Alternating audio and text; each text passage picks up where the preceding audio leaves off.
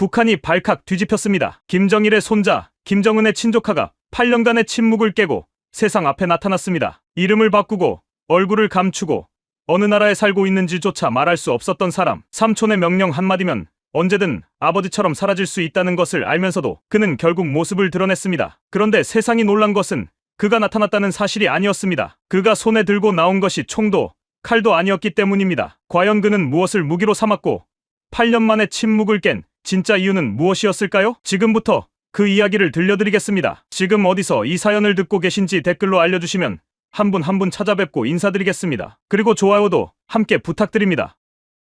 여러분, 저는 지금 이 이야기를 시작하기 전에 한 가지를 먼저 말씀드려야겠습니다. 제 이름은 김한솔입니다. 그 이름이 어떤 이름인지 아시는 분들이 계실 겁니다. 김정일의 손자, 김정남의 아들, 김정은의 조카. 세상에서 가장 위험한 가문의 이름을 달고 태어난 사람. 그게 저입니다. 저는 8년 동안 숨어 살았습니다. 이름을 바꾸고 얼굴을 감추고 어느 나라에 있는지도 말하지 못하고 그렇게 8년을 살았습니다. 그런데 오늘 이 이야기를 시작하는 이유가 있습니다. 더 이상 숨지 않겠다고 결심했기 때문입니다. 아버지는 숨다가 돌아가셨습니다. 저는 그렇게 끝내지 않겠습니다. 이 이야기는 2017년 2월로 거슬러 올라갑니다. 저는 그날을 잊을 수가 없습니다. 잊으려 해도 잊히지 않습니다. 꿈에서도 나옵니다. 눈을 감으면 보입니다. 아버지 얼굴이요. 공항 화면에 비친 그 얼굴이요. 2017년 2월 13일이었습니다. 저는 당시 22살이었습니다. 그날 저는 평소처럼 하루를 시작했습니다. 아침을 먹고 뉴스를 봤습니다. 그런데 뉴스에서 낯익은 이름이 나왔습니다. 김정남, 아버지 이름이었습니다. 말레이시아 쿠알라룸푸르 공항에서 한 남자가 쓰러졌다는 내용이었습니다. 독성 물질 공격을 받았다는 것이었습니다. 저는 처음엔 잘못 들은 줄 알았습니다. 아니, 사실은 잘못 들은 것이길 바랐습니다. 하지만 뉴스는 계속됐습니다. 사진이 나왔습니다. 공항 바닥에 쓰러진 사람의 사진이었습니다. 저는 그 사진을 보는 순간 아무 소리도 나오지 않았습니다. 숨이 멎는 것 같았습니다. 아버지였습니다. 그날부터 제 인생이 완전히 달라졌습니다. 어르신들, 가족을 갑자기 잃어보신 분이 계십니까? 아무런 준비도 없이, 예고도 없이 갑자기 소식이 오는 것이요. 6.25 때 전선에 나간 남편이 돌아오지 않았다는 소식을 들으셨던 분들, 사고로 자식을 먼저 보내신 분들, 그 순간이 어떤 것인지를 저도 그날 처음 알았습니다. 세상이 멈추는 느낌이요. 아무것도 들리지 않고 아무것도 보이지 않는 느낌이요. 저는 그 자리에 한참을 앉아 있었습니다. 아버지와의 기억이 스쳐 지나갔습니다. 아버지는 평범한 분이 아니었습니다. 김정일의 장남이었습니다. 하지만 제가 기억하는 아버지는 권력과는 거리가 있는 분이었습니다. 마카오에서, 베이징에서, 유럽에서 여기저기 돌아다니며 사셨습니다. 늘 불안해 보였습니다. 언제 어디서 무슨 일이 생길지 모른다는 듯이요. 어린 제가 왜 우리는 한 곳에 오래 살지 않냐고 물었을 때 아버지는 웃으면서 말씀하셨습니다. 우리는 자유롭게 사는 거야. 자유롭게. 그 말이 어린 마음에 좋게 들렸습니다. 하지만 나이가 들면서 알게 됐습니다. 그게 자유가 아니었다는 것을, 도망이었다는 것을. 아버지는 평생 도망 다니셨습니다. 자기 나라에서 쫓기면서, 자기 성을 숨기면서, 자기 이름을 못 쓰면서 그렇게 사시다가 결국 공항 바닥에서 돌아가셨습니다. 범인이 누구인지 세상이 다 알고 있었습니다. 김정은이었습니다. 아버지의 이복 동생이었습니다. 제 삼촌이었습니다. 그게 이 나라의 방식이었습니다. 피를 나눈 형도 조카도 아무도 봐주지 않는 것이요. 위협이 되면 없애는 것이요. 아버지도 그렇게 됐습니다. 저는 그날 밤 어머니 앞에 앉았습니다. 어머니는 울고 계셨습니다. 저는 울지 않았습니다. 울 수가 없었습니다. 그보다 더 깊은 곳에서 뭔가가 굳어지는 느낌이 들었습니다. 슬픔이 분노로 바뀌는 느낌이랄까요? 이것을 그냥 넘어가서는 안 된다는 것이요. 하지만 그때 저는 22살이었습니다. 아무것도 없었습니다. 돈도 없었고 권력도 없었고 지킬 힘도 없었습니다. 있는 것이라곤 이름 하나뿐이었습니다. 김한솔이라는 이름. 그 이름이 짐이었습니다. 동시에 무기였습니다. 당장 할 수 있는 것은 없었습니다. 살아남는 것이 먼저였습니다. 아버지가 돌아가신 지 한 달도 안 됐을 때 저는 어머니 여동생과 함께 짐을 쌌습니다. 어디로 가는지 말할 수도 없었습니다. 국제탈북지원단체에 도움이 있었습니다. 그분들이 우리를 안전한 곳으로 데려다 줬습니다. 그리고 그때부터 숨는 삶이 시작됐습니다. 이름을 바꿨습니다. 얼굴을 감췄습니다. 소셜미디어를 지웠습니다. 아는 사람들에게도 연락을 끊었습니다. 그렇게 하지 않으면 아버지처럼 될 수 있었으니까요. 같은 방식으로, 같은 도구로 그 숨는 삶이 8년이 됐습니다. 8년 동안 저는 많은 것을 생각했습니다. 아버지 생각, 복수 생각,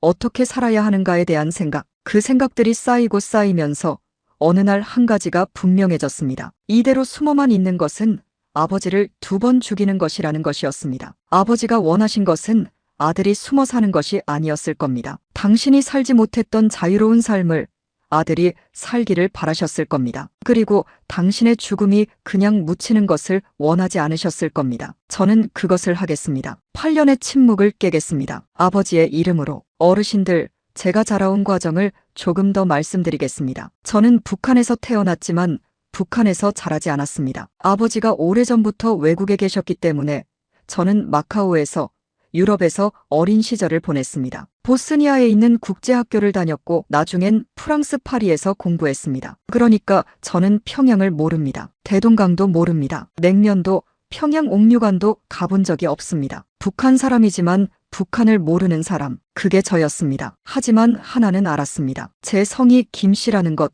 할아버지가 김정일이라는 것, 그리고 그 이름이 얼마나 무거운 것인지를요. 학교에서 친구들이 제 이름을 알게 되면 이상한 눈으로 봤습니다. 선생님들도 조심스러워했습니다. 저는 그 시선을 받으면서 자랐습니다. 아버지는 그런 저를 안쓰럽게 보셨습니다. 가끔 만나면 말씀하셨습니다. 한솔아, 너는 내 이름에 묶이지 마라. 내가 어떤 사람인지가 더 중요하다. 아버지 본인이 그 이름에 평생 묶여 사셨으면서도 아들한테는 그러지 말라고 하셨습니다. 그게 부모 마음이겠죠. 아버지가 돌아가시고 나서 저는 그 말씀을 오래 생각했습니다. 이름에 묶이지 말라고 하셨는데 지금 저는 이름 때문에 숨어 살고 있었습니다. 그게 아이러니였습니다. 이름이 짐이 되어서 도망치는 삶을 사는 것이 아버지가 원하신 것이 아니라는 것을 알면서도요. 숨는 것을 멈추기로 결심한 것이 어느 날 갑자기 온 것은 아니었습니다. 천천히 조금씩 쌓여온 것이었습니다. 8년 동안 쌓인 것이었습니다. 아버지 기일이 돌아올 때마다 저는 혼자 조용히 앉아서 생각했습니다. 올해도 이렇게 숨어서 지내는 것이 맞는 것인가? 아버지의 죽음이 이렇게 조용히 잊혀가도 되는 것인가? 아버지를 죽인 사람이 저 북쪽에서 아직도 권력을 쥐고 있는데 내가 할 수 있는 것이 아무것도 없는 것인가? 그 물음에 이제 저는 답을 냈습니다. 아닙니다. 이대로 있을 수 없습니다. 세상이 알아야 합니다. 2017년 2월 13일 말레이시아 쿠알라룸푸르 공항에서 일어난 그 일이 단순한 사건이 아니라는 것을요. 그것은 국가가 저지른 살인이었습니다. 형이 동생을, 아니 권력자가 위협이 되는 혈육을 없앤 것이었습니다. 그 진실을 세상에 알리는 것, 그것이 제가 할 수 있는 복수였습니다. 총이 아닌 진실로 하는 복수였습니다. 아버지, 기다려 주십시오. 이제 시작하겠습니다. 아들이 아버지 이름으로 세상 앞에 서겠습니다. 다시 2017년 그날로 돌아가겠습니다. 아버지가 돌아가셨다는 소식을 들은 그날 밤, 저는 밤새 잠을 자지 못했습니다. 뉴스가 계속 업데이트됐습니다. 세계 각지 언론이 앞다투어 보도했습니다. 김정일의 장남 암살, 북한 공작원 소행, 신경작용제 사용, 그 단어들이 화면에서 빠르게 지나갔습니다. 저는 그 화면을 보면서 아버지 얼굴을 생각했습니다. 마지막으로 봤을 때 아버지가 어떤 표정이셨는지, 그게 얼마 전이었는지, 손을 잡았는지, 악수를 했는지 그 기억을 더듬었습니다. 하지만 그날은 기억이 또렷하게 오지 않았습니다. 충격이 너무 컸기 때문인지 몰랐습니다. 새벽이 됐습니다. 어머니가 방에서 나오셨습니다. 눈이 많이 부어 계셨습니다. 저와 눈이 마주쳤습니다. 아무 말도 없었습니다. 말이 필요 없었습니다. 우리 둘 다 알고 있었으니까요. 이제 우리 앞에 무엇이 놓여 있는지를. 위험했습니다. 아버지가 돌아가신 것이 우리에게도 신호가 됐을 수 있었습니다. 아버지를 없앤 사람들이 다음에 무엇을 할지 알 수 없었습니다. 아버지의 가족, 그러니까 저와 어머니와 여동생이 안전하다는 보장이 없었습니다. 아니, 오히려 위험할 가능성이 높았습니다. 어머니가 말씀하셨습니다. 한솔아, 움직여야 한다. 저는 고개를 끄덕였습니다. 이미 알고 있었습니다. 그날 밤 새벽 저희는 짐을 쌌습니다. 많이 챙기지 못했습니다. 꼭 필요한 것들만요. 그리고 연락을 받은 분들이 왔습니다. 국제지원 단체 쪽 분들이었습니다. 그분들이 저희를 안전한 곳으로 데려다 줬습니다. 차를 타고 떠나면서 저는 창밖을 봤습니다. 새벽의 거리였습니다. 아직 어두운 거리였습니다. 그 거리를 달리면서 저는 이상하게 고요한 마음이 들었습니다. 슬픔이 없어진 게 아니었습니다. 두려움이 없어진 것도 아니었습니다. 하지만 그 아래에서 뭔가 단단해지는 것이 있었습니다. 아직 22살이었지만 그날 밤 저는 많이 어른이 됐습니다. 아버지, 아들이 갑니다. 숨으러 가는 것이지만 이 숨음은 끝이 있는 숨음입니다. 언젠가 반드시 돌아오겠습니다. 아버지 이름을 들고 세상 앞에 서겠습니다. 그 약속을 하면서 차는 달렸습니다. 어두운 새벽 거리를요. 8년이 지난 지금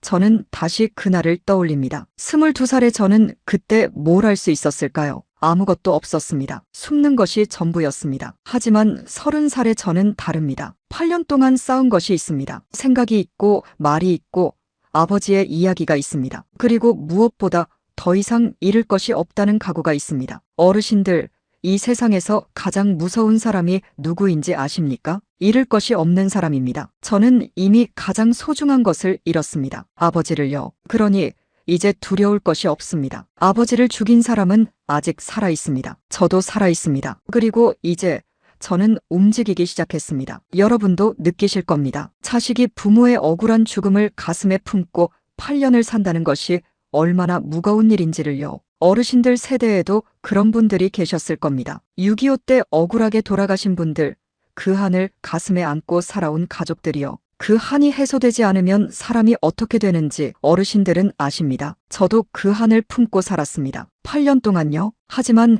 이제 그 한을 다른 방식으로 풀겠습니다. 아버지의 죽음이 억울한 죽음이었다는 것을 세상이 알게 하겠습니다. 그것이 아들로서 제가 할 수 있는 전부입니다. 그리고 그것으로 충분합니다. 아버지, 아들이 움직입니다. 아버지가 돌아가시고 나서 저는 죽은 것처럼 살았습니다. 죽은 것처럼 산다는 게 무슨 뜻인지 아십니까? 이름을 지우고 얼굴을 감추고 내가 어디 있는지 아무도 모르게 사는 것입니다. 전화번호가 없었습니다. 소셜미디어가 없었습니다. 내 이름으로 된 계좌가 없었습니다. 사람들이 안부를 물어도 대답할 수 없었습니다. 그냥 없는 사람처럼 사라진 사람처럼 살았습니다. 8년을요. 처음엔 그게 두려움 때문이었습니다. 아버지가 돌아가신 방식을 생각하면 잠이 오지 않았습니다. 공항에서 아무도 모르게 독이 묻었고 그 독이 아버지 몸속에서 퍼져나갔습니다. 전문가들이 말한 신경작용제라는 것은 닿는 순간 사람이 마비되고 쓰러지는 것이었습니다. 아버지는 그렇게 돌아가셨습니다. 낯선 나라의 낯선 공항에서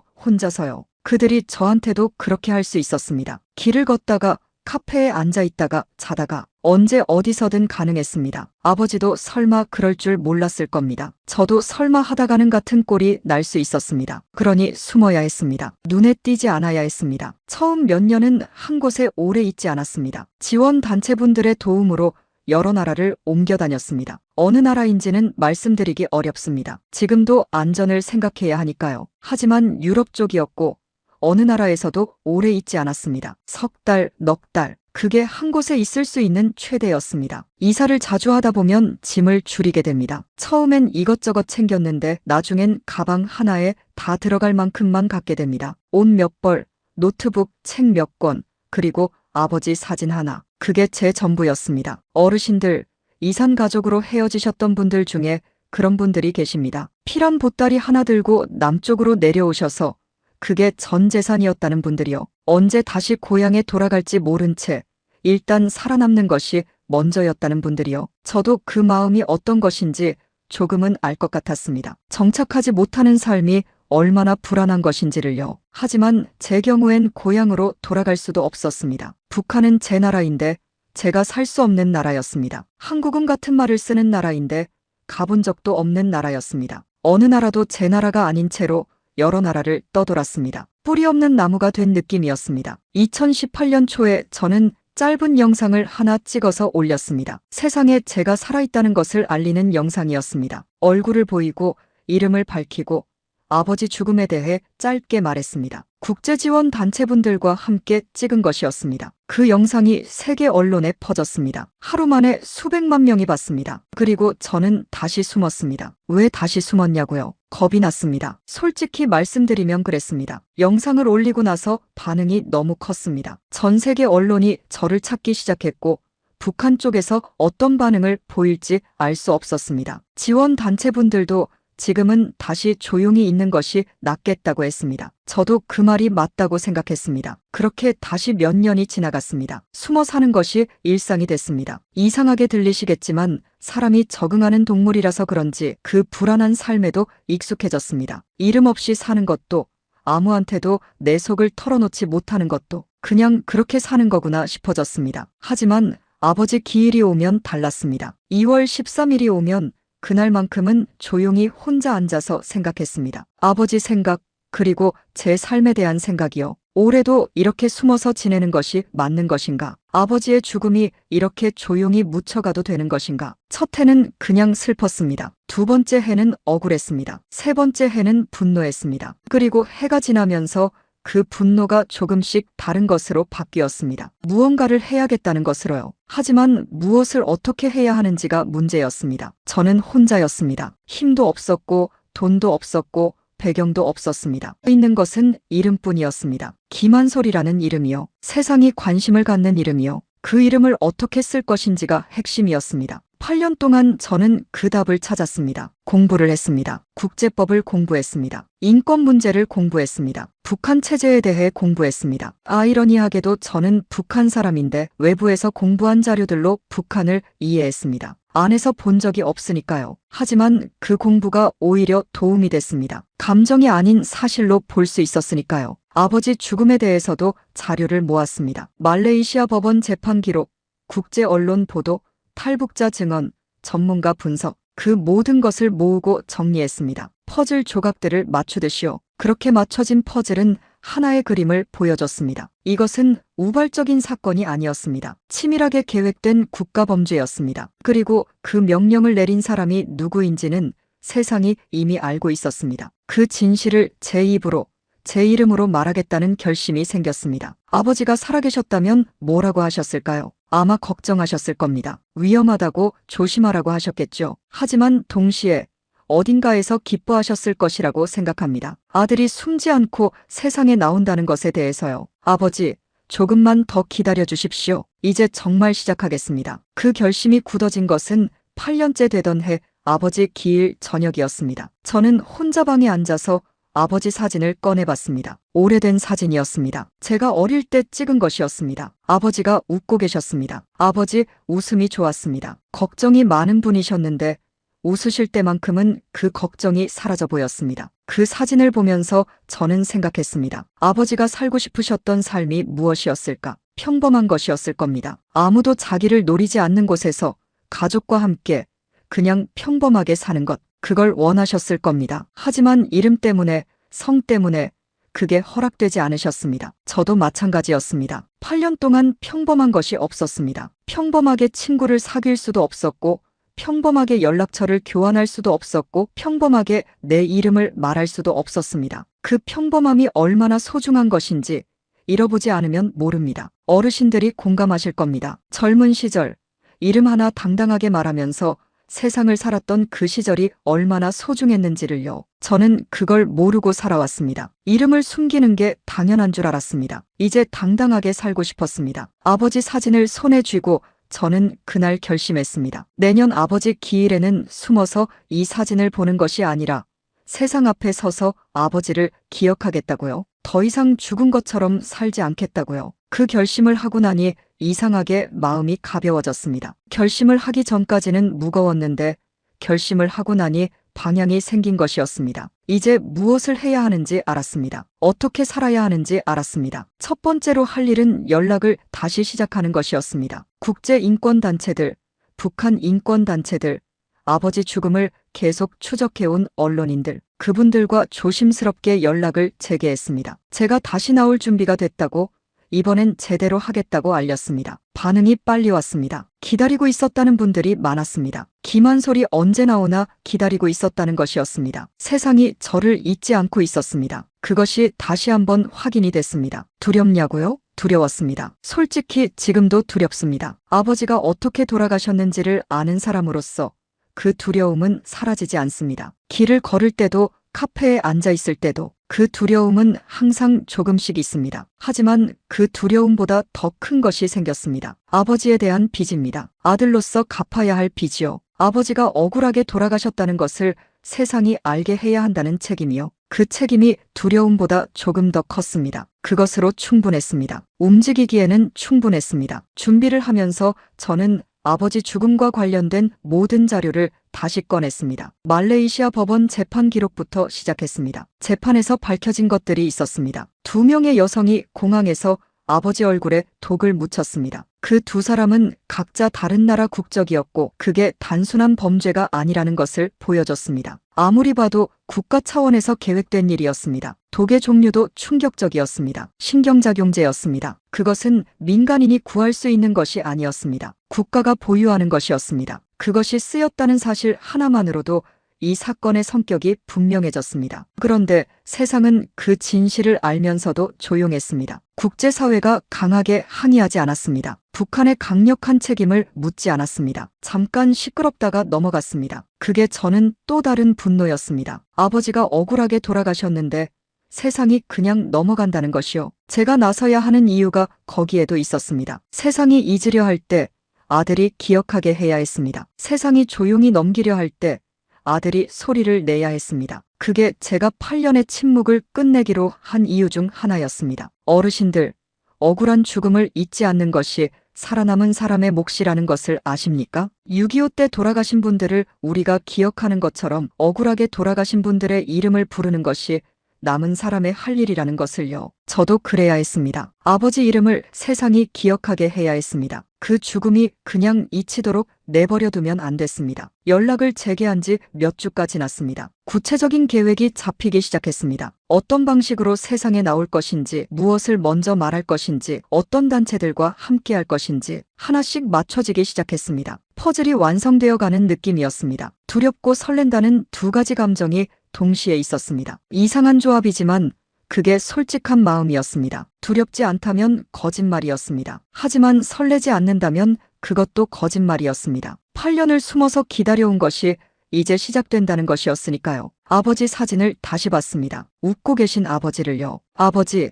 아들이 이제 나옵니다. 더 이상 죽은 것처럼 살지 않겠습니다. 아버지가 살지 못한 삶을 아들이 살겠습니다. 그리고 아버지가 받지 못한 것을 세상에서 받아내겠습니다. 진실에 대한 인정을요. 기다려 주십시오. 이제 정말 움직입니다. 8년이 저를 더 강하게 만들었습니다. 22살에 숨기 시작했을 때의 저는 아무것도 몰랐습니다. 두렵기만 했고 어떻게 해야 할지 몰랐고 그냥 살아남는 것이 전부였습니다. 하지만 30살의 저는 다릅니다. 무엇을 해야 하는지 알고 어떻게 해야 하는지 알고 왜 해야 하는지도 압니다. 그 8년이 헛된 시간이 아니었습니다. 준비하는 시간이었습니다. 이제 그 준비가 끝났습니다. 결심을 했다고 해서 바로 움직일 수 있는 것은 아니었습니다. 결심은 마음속에서 하는 것이지만 실제로 움직이는 것은 다른 일이었습니다. 어떻게 나올 것인지, 무엇을 먼저 할 것인지, 누구와 함께 할 것인지 그 하나하나를 정해야 했습니다. 그리고 그보다 먼저 해야 할 일이 있었습니다. 어머니한테 말해야 했습니다. 어머니는 아직 모르고 계셨습니다. 제가 이런 결심을 했다는 것을요.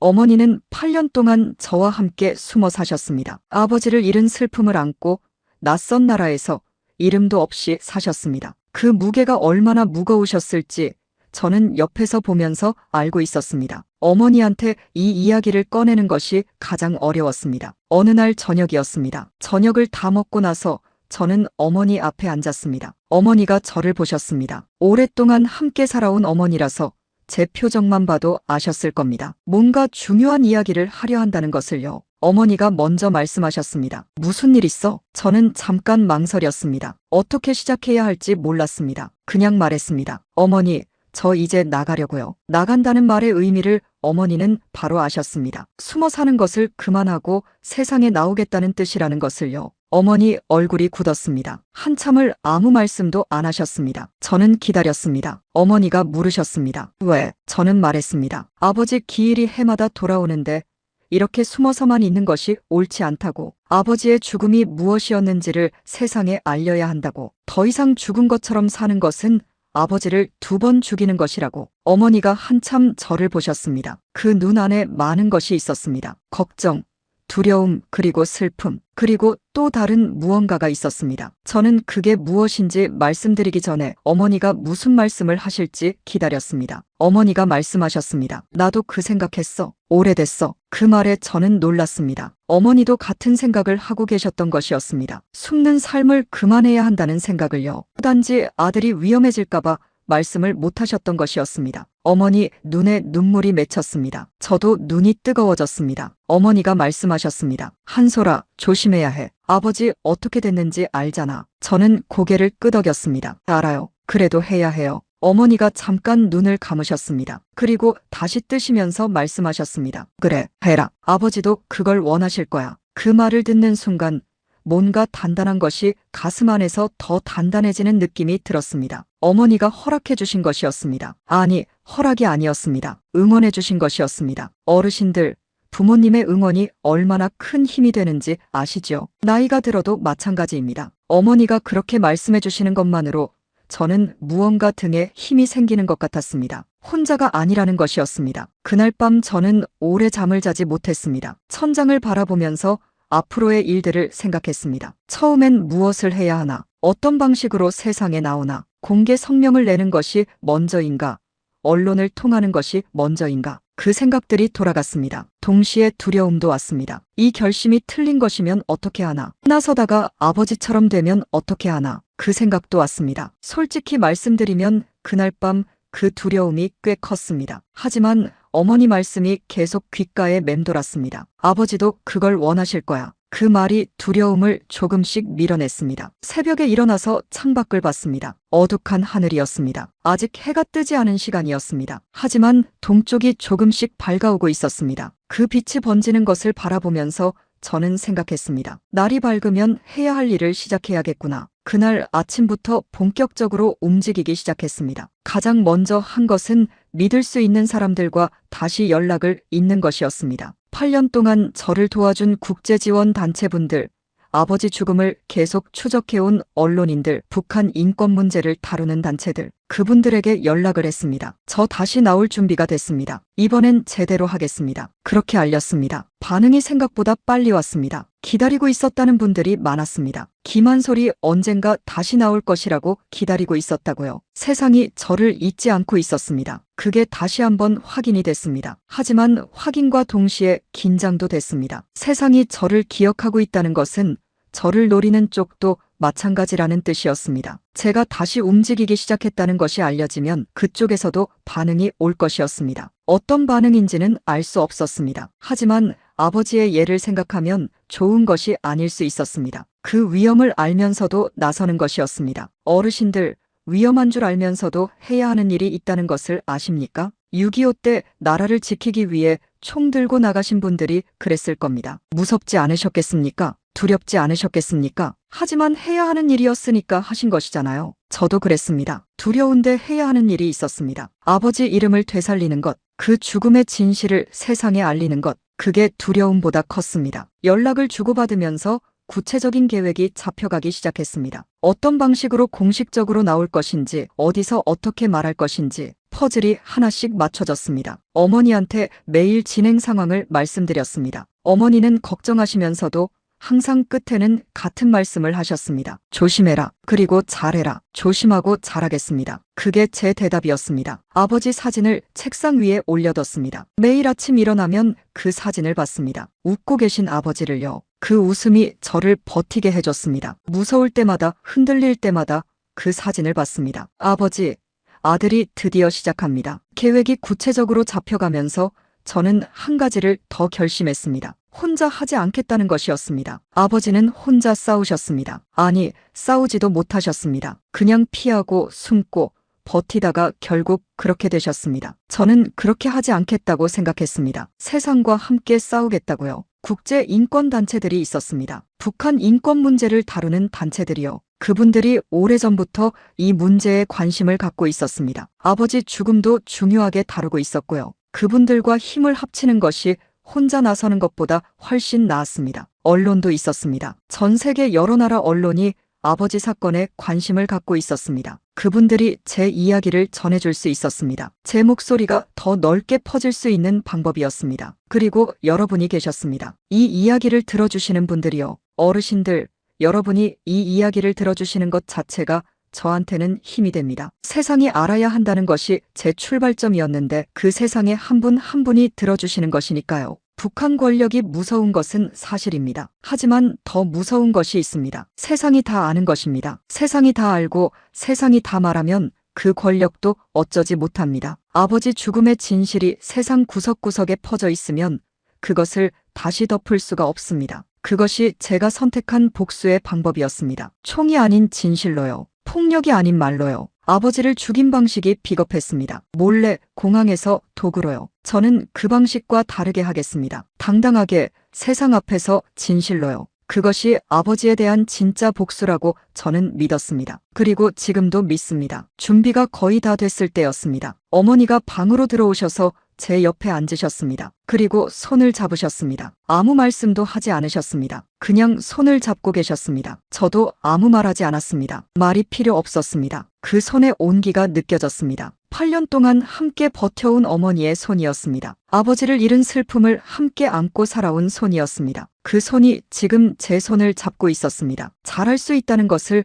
그 손이 말해주고 있었습니다. 저는 내일부터 본격적으로 세상 앞에 서는 첫걸음을 떼기로 했습니다. 두렵지만 설레고 설레지만 두렵고 그 두 감정을 함께 안고 가는 것이었습니다. 어머니 손의 온기를 기억하면서요. 아버지, 이제 진짜 시작입니다. 그날 밤 저는 오래된 노트를 꺼냈습니다. 8년 동안 틈틈이 써온 노트였습니다. 아버지 생각, 앞으로 하고 싶은 것들, 세상에 알리고 싶은 것들, 정리되지 않은 생각들이 가득 적혀 있었습니다. 저는 그 노트를 처음부터 천천히 읽었습니다. 첫 페이지는 아버지가 돌아가신 직후였습니다. 글씨가 흔들려 있었습니다. 손이 떨렸던 것이겠죠. 내용도 단편적이었습니다. 아버지, 왜, 어떻게, 이런 단어들만 적혀 있었습니다. 그때 제가 얼마나 충격을 받았는지가 그 페이지에 고스란히 담겨 있었습니다. 중간 페이지로 가면 생각이 정리되기 시작했습니다. 아버지 죽음의 진실에 대한 정리, 국제법상 어떤 문제인지에 대한 공부한 내용들, 그리고 언젠가 세상에 말하겠다는 다짐들이 있었습니다. 마지막 페이지에는 제가 최근에 쓴 것이 있었습니다. 딱 한 문장이었습니다. 이제 나간다. 그 한 문장이 8년을 마무리하는 문장이었습니다. 짧았지만 그 안에 8년이 담겨 있었습니다. 노트를 덮었습니다. 그리고 책상 서랍에 넣었습니다. 이 노트는 나중에 쓸 때가 있을 것이었습니다. 아버지 이야기를 제대로 쓸 때 이 노트가 필요할 것이었습니다. 창밖에 별이 보였습니다. 많지는 않았지만 몇 개가 반짝이고 있었습니다. 저는 그 별들을 잠깐 바라봤습니다. 아버지도 저 하늘 어딘가에 계실까요? 아들이 드디어 움직인다는 것을 보고 계실까요? 보고 계신다면 힘을 주십시오. 아버지, 아들이 갑니다. 다음 날 아침이 왔습니다. 눈을 뜨자마자 아버지 사진을 봤습니다. 책상 위에 올려뒀던 그 사진이었습니다. 웃고 계신 아버지였습니다. 저는 자리에서 일어나서 세수를 하고 밥을 먹고 노트북을 열었습니다. 평범한 아침이었습니다. 하지만 오늘부터는 다른 아침이었습니다. 8년 만에 처음으로 방향이 있는 아침이었습니다. 어머니가 부엌에서 아침을 차려주셨습니다. 된장국이었습니다. 따뜻한 국이었습니다. 저는 그 국을 한 모금 마셨습니다. 뜨겁고 구수한 맛이었습니다. 어릴 때 아버지와 함께 먹던 것과 비슷한 맛이었습니다. 어떤 나라에 있어도 어머니가 끓이는 된장국 맛은 변하지 않았습니다. 그게 우리가 같은 민족이라는 것을 보여주는 것인지도 몰랐습니다. 아무리 멀리 있어도, 아무리 오래 떨어져 있어도 된장국 맛 하나는 같은 것이었습니다. 국을 다 마시고 저는 어머니를 봤습니다. 어머니가 저를 보셨습니다. 눈이 마주쳤습니다. 어머니가 말없이 고개를 끄덕이셨습니다. 저도 고개를 끄덕였습니다. 말이 필요 없었습니다. 둘 다 알고 있었습니다. 오늘이 시작이라는 것을요. 저는 자리에서 일어났습니다. 그리고 첫 번째 연락을 시작했습니다. 8년의 침묵이 끝났습니다. 저는 어릴 때부터 한 가지를 이상하게 여겼습니다. 아버지는 왜 항상 불안해 보이셨을까? 밥을 드실 때도 길을 걸을 때도 눈이 항상 주변을 살피셨습니다. 어린 저는 그게 무슨 뜻인지 몰랐습니다. 하지만 크면서 알게 됐습니다. 아버지는 평생 쫓기는 삶을 사셨다는 것을요. 자기 나라에서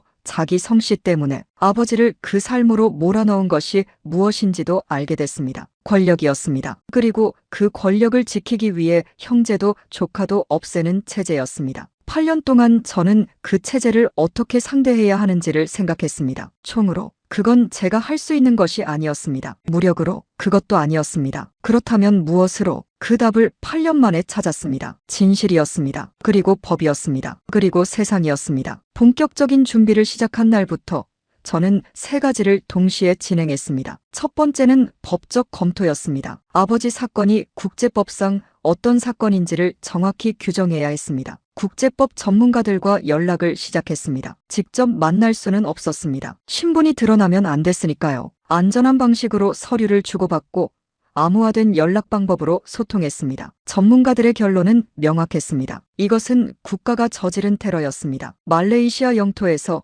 민간인을 대상으로 국가가 보유한 독성 물질을 사용한 것이었습니다. 국제법상 이보다 명백한 국가범죄가 없었습니다. 그것을 국제사법재판소에 공식 제소할 수 있는지도 검토했습니다. 쉽지 않았습니다. 북한은 국제재판소를 인정하지 않는 나라였습니다. 하지만 제소 자체가 의미 있다는 것을 전문가들이 말해줬습니다. 세상의 공식 기록에 이 사건을 올리는 것이었으니까요. 덮고 싶은 자들이 덮지 못하게 만드는 것이었습니다. 두 번째는 증거를 모으는 일이었습니다. 말레이시아 법원 재판 기록, 국제 언론 보도, 탈북자 증언들, 8년 동안 조각조각 모아온 것들을 체계적으로 정리했습니다. 퍼즐처럼 맞춰가다 보니 전체 그림이 보였습니다. 그 그림 안에서 가장 충격적인 것은 치밀함이었습니다. 공항 동선 파악, 2명의 공작원 역할 분담, 독성 물질 준비, 탈출 경로 확보. 이 모든 것이 즉흥적으로 된 것이 아니었습니다. 오래전부터 계획된 것이었습니다. 누군가 위에서 명령을 내리지 않으면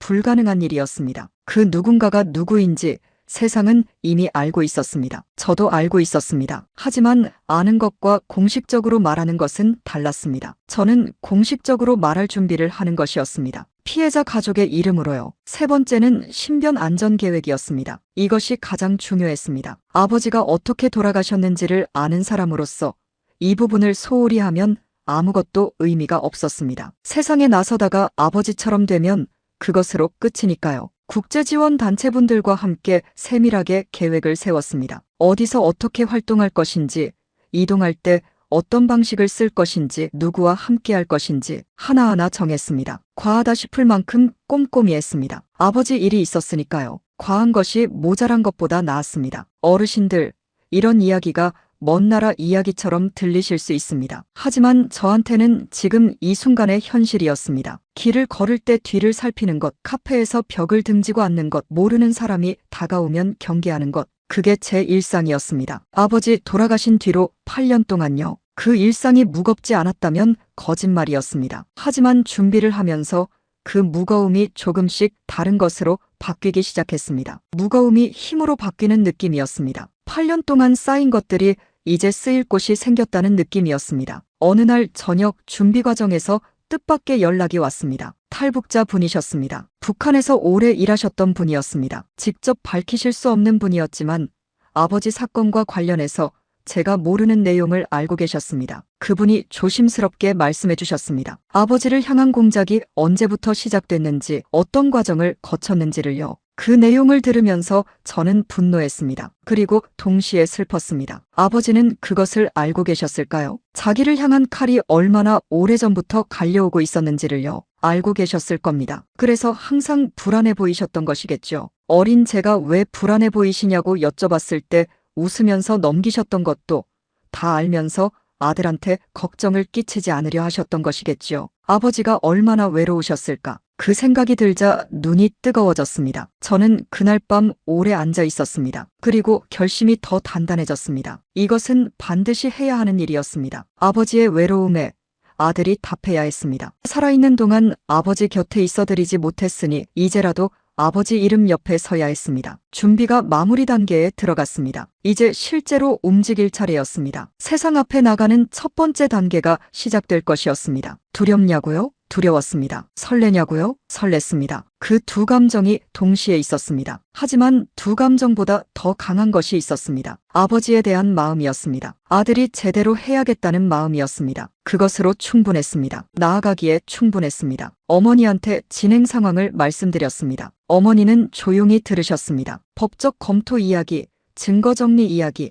안전계획 이야기 하나하나 설명드렸습니다. 어머니가 중간중간 고개를 끄덕이셨습니다. 그리고 다 들으시고 나서 말씀하셨습니다. 아버지가 살아계셨으면 뭐라고 하셨을까? 저는 잠깐 생각했습니다. 그리고 말했습니다. 걱정하셨겠지요. 하지만 기뻐하셨을 것도 같아요. 어머니가 웃으셨습니다. 오랜만에 보는 어머니 웃음이었습니다. 8년 동안 어머니가 웃으시는 것을 많이 보지 못했습니다. 그 웃음이 얼마나 반가웠는지 모릅니다. 어머니가 말씀하셨습니다. 그래, 기뻐하셨을 거야. 아버지가 못하신 것을 내가 하는 거니까. 아버지가 못하신 것, 그 말이 가슴에 박혔습니다. 아버지는 평생 숨어 사시다가 돌아가셨습니다. 당당하게 자기 이름을 말씀하지 못하셨습니다. 자기 죽음이 억울하다는 말도 못하셨습니다. 이미 돌아가신 후였으니까요. 그것을 아들이 대신 하는 것이었습니다. 아버지가 못다 사신 삶을 아들이 이어서 사는 것이었습니다. 그게 제가 이 일을 해야 하는 이유를 가장 잘 설명하는 말이었습니다. 그날 밤 저는 아버지 사진을 오래 봤습니다. 젊었을 때 사진이었습니다. 아버지가 웃고 계셨습니다. 걱정 없어 보이는 웃음이었습니다. 아마 그 사진을 찍을 때만큼은 잠깐 행복하셨을 겁니다. 저는 그 웃음을 보면서 생각했습니다. 아버지,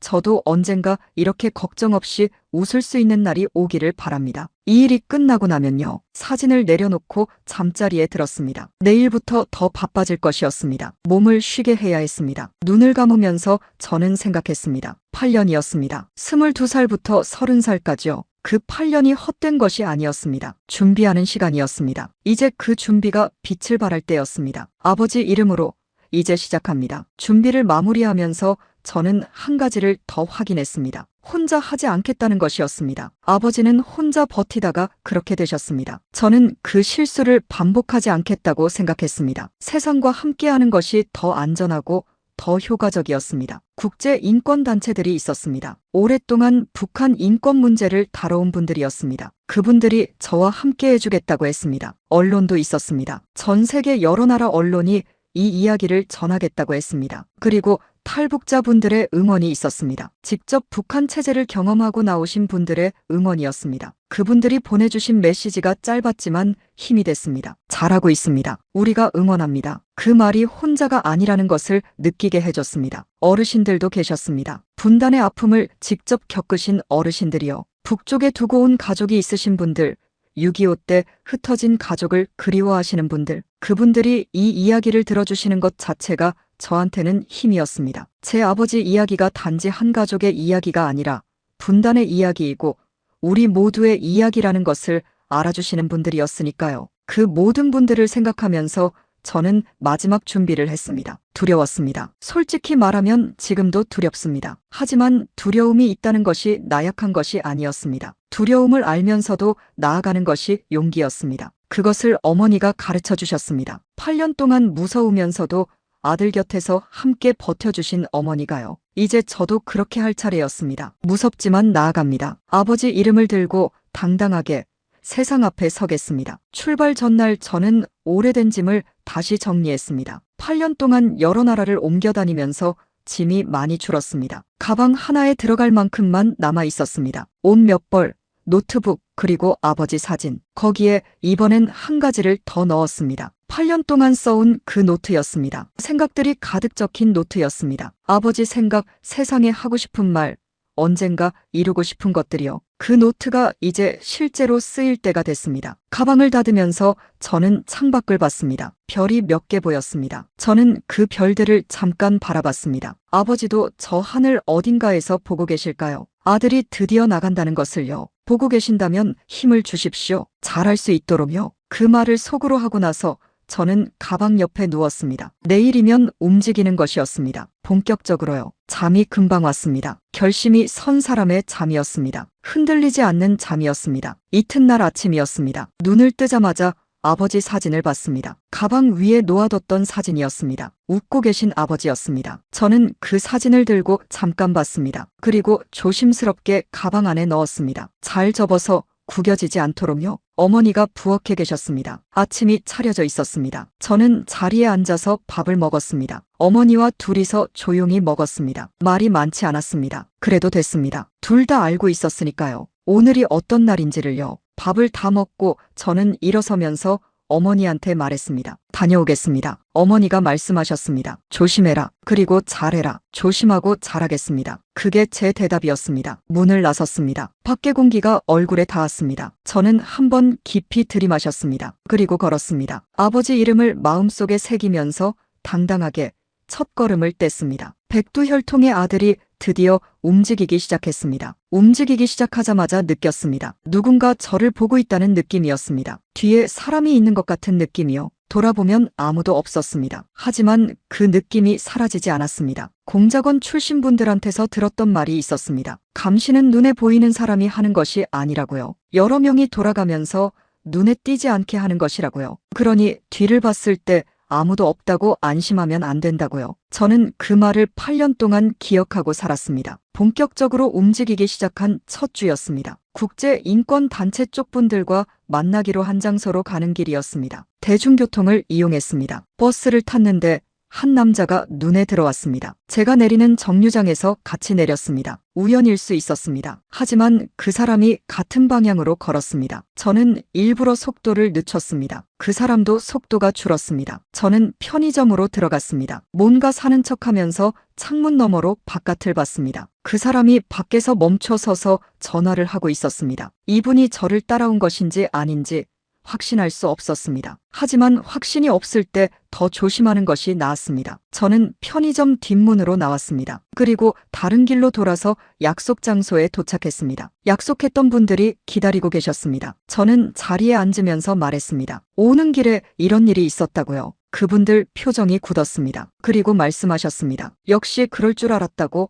앞으로는 더 조심해야 한다고요. 그날 이후로 이동 방식을 바꿨습니다. 한 곳에 오래 있지 않았습니다. 같은 카페를 2번 이상 가지 않았습니다. 미리 정해진 길로만 다니지 않았습니다. 매번 다른 경로를 썼습니다. 약속도 마지막 순간에 장소를 바꾸는 방식을 썼습니다. 불편했습니다. 번거로웠습니다. 하지만 아버지를 생각하면 그 불편함이 작게 느껴졌습니다. 어르신들, 이런 삶이 어떤 것인지 상상이 되십니까? 길을 걸을 때마다 뒤를 살피고 카페에 앉을 때 출구를 확인하고 아는 사람이 다가오면 먼저 경계하는 것이요. 그게 제 일상이었습니다. 8년 전부터 지금까지요. 힘들지 않냐고요? 힘들었습니다. 하지만 그것이 제가 선택한 삶이었습니다. 아니, 선택했다기보다 그렇게 살 수밖에 없는 상황이었습니다. 2번째 주가 됐습니다. 이번엔 더 명확한 신호가 왔습니다. 제가 이용하는 연락 채널 중 하나가 해킹 시도를 받았습니다. 정교한 방식이었습니다. 일반적인 해킹이 아니었습니다. 국가 차원에서 쓰는 방식이라는 것을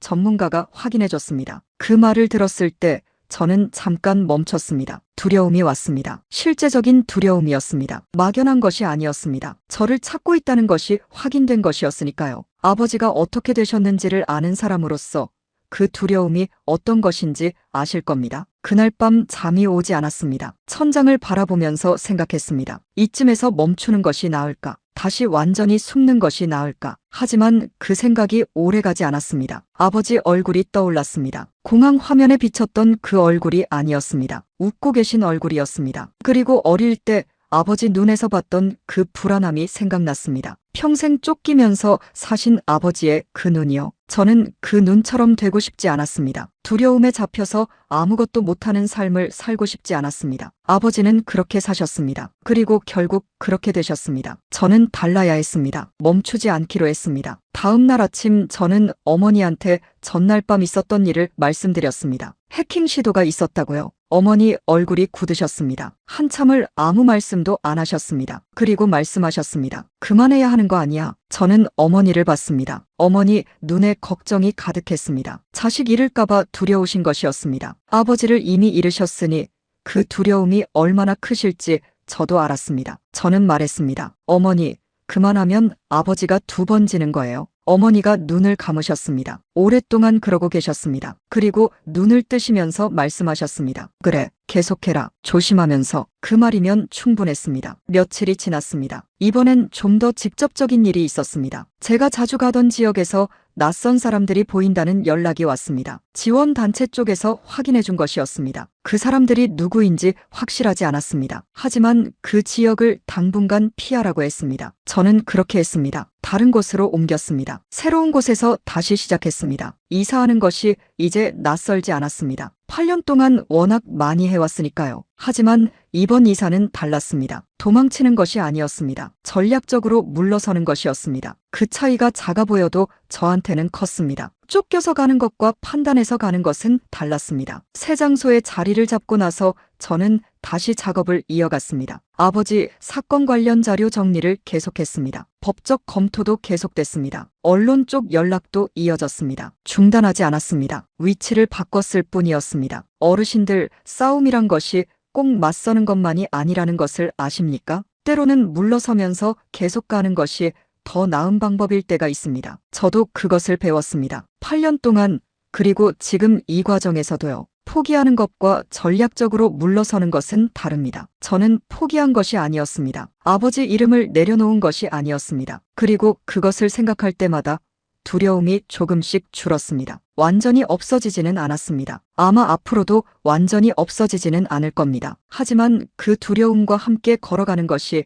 이제 익숙해졌습니다. 무서우면서도 멈추지 않는 것이요. 그것이 지금 제가 가진 유일한 무기였습니다. 아버지, 아들은 멈추지 않겠습니다. 그 무렵 한 가지 소식이 들어왔습니다. 아버지 사건과 관련해서 말레이시아 쪽에서 새로운 움직임이 있다는 것이었습니다. 재판이 다시 거론되고 있다는 내용이었습니다. 정확한 내용은 알 수 없었지만 이 사건이 아직 살아있다는 신호였습니다. 그 소식이 저한테는 힘이 됐습니다. 세상이 이 사건을 잊지 않고 있다는 것이었으니까요. 저만 기억하는 것이 아니었습니다. 세상도 기억하고 있었습니다. 그리고 저한테 연락이 오는 분들도 있었습니다. 아버지 사건을 오래 취재해온 언론인 한 분이었습니다. 그분이 조심스럽게 물어왔습니다. 인터뷰를 할 의향이 있냐고요. 얼굴을 드러내도 되고 드러내지 않아도 된다고 했습니다. 목소리만이라도 괜찮다고 했습니다. 저는 그 제안을 받았습니다. 하지만 조건이 있었습니다. 제 안전을 보장해 줄 것, 그리고 제가 말하는 내용을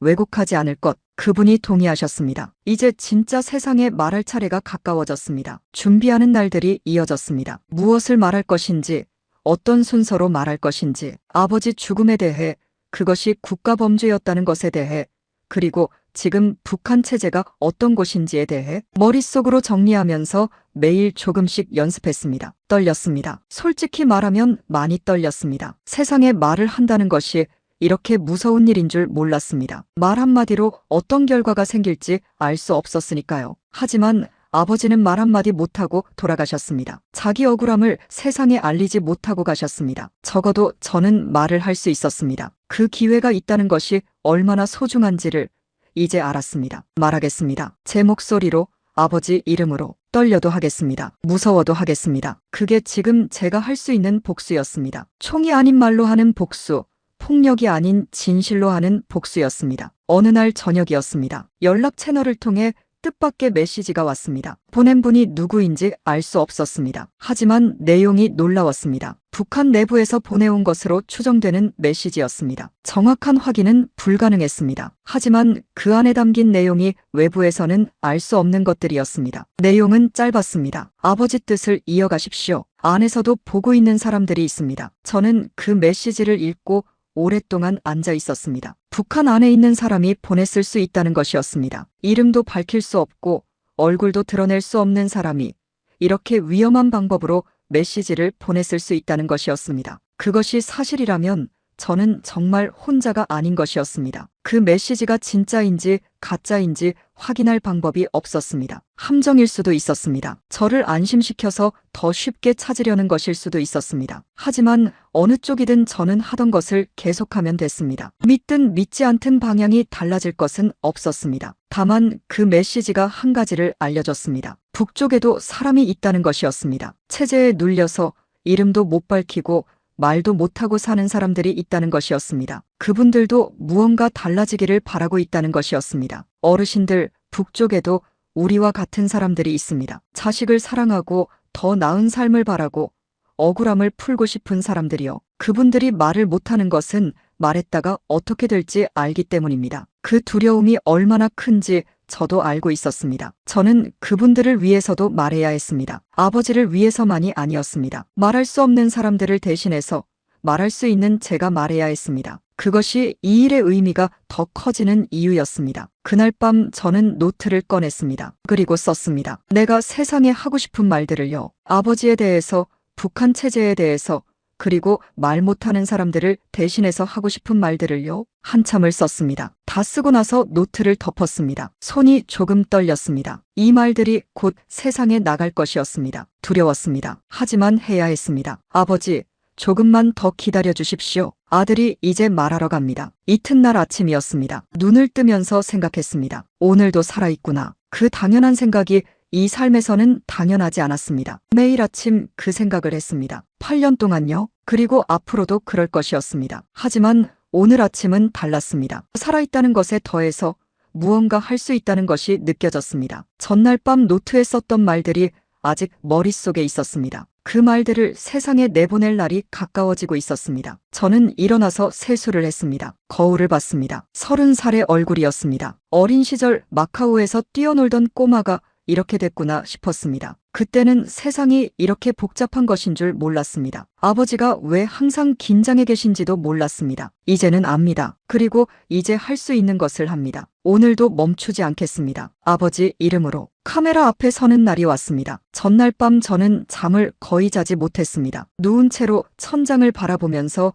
내일 할 말들을 계속 머릿속으로 돌렸습니다. 첫 마디가 무엇이어야 하는지, 어떤 표정을 지어야 하는지, 목소리가 떨리면 어떻게 해야 하는지 그 생각들이 밤새 돌아갔습니다. 새벽 2시쯤 일어나서 창밖을 봤습니다. 어두운 하늘에 별이 몇 개 보였습니다. 저는 그 별들을 한참 바라봤습니다. 아버지도 저 하늘 어딘가에 계실 것이었습니다. 내일 아들이 세상 앞에 선다는 것을 알고 계실까요? 알고 계신다면 힘을 주십시오. 그 말을 속으로 하고 나서 다시 누웠습니다. 그리고 신기하게도 금방 잠이 들었습니다. 아침이 됐습니다. 일어나서 세수를 하고 거울을 봤습니다. 30살의 얼굴이었습니다. 평범한 얼굴이었습니다. 이 얼굴이 오늘 전 세계에 나갈 것이었습니다. 그 생각이 신기하기도 하고 두렵기도 했습니다. 어머니가 아침을 차려주셨습니다. 밥과 국이었습니다. 저는 자리에 앉아서 천천히 먹었습니다. 어머니가 맞은편에 앉아서 저를 보셨습니다. 아무 말씀이 없으셨습니다. 저도 말하지 않았습니다. 밥을 다 먹고 일어서면서